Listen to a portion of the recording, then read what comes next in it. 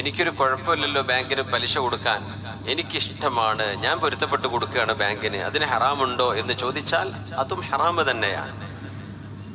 എന്തുകൊണ്ട് എന്ന് വെച്ചാൽ അല്ലാഹു സുബ്ഹാനഹു വ തആല സംവിധാനിച്ച ഒരു നിയമത്തെ നമുക്കായിട്ടങ്ങ് സാങ്ഷൻ ചെയ്യാനുള്ള അധികാരമില്ല എന്നതാണ്. ഒരു പാവപ്പെട്ടവനൊരു ദുരിതം വരുമ്പോൾ, ഒരു പ്രയാസം വരുമ്പോൾ അത് മുസ്ലിമീങ്ങൾ കൂട്ടായി അവരെ സഹായിച്ച് പരിഹരിക്കേണ്ടതാണ്. ഒരു മനുഷ്യന്റെ ദൗർബല്യം, ഒരു മനുഷ്യന്റെ നിസ്സഹായാവസ്ഥയെ നിങ്ങൾ ചൂഷണം ചെയ്യരുത്. ഇതാണ് ദീൻ പറയുന്നത്. ഒരാൾക്ക് പൈസ ആവശ്യമുണ്ട്, പലിശക്ക് തന്നാലും ഇല്ലെങ്കിലും അയാൾക്കത് ആവശ്യമുണ്ട്. നിർബന്ധ സാഹചര്യം അങ്ങനെയാണെങ്കിൽ പലിശയെങ്കിൽ പലിശ കിടക്കട്ടെ എന്ന് വിചാരിച്ചൊരു മനുഷ്യൻ നൽകുന്നത്, ഒരുപക്ഷെ അള്ളാഹുവും അവരും തമ്മിലുള്ള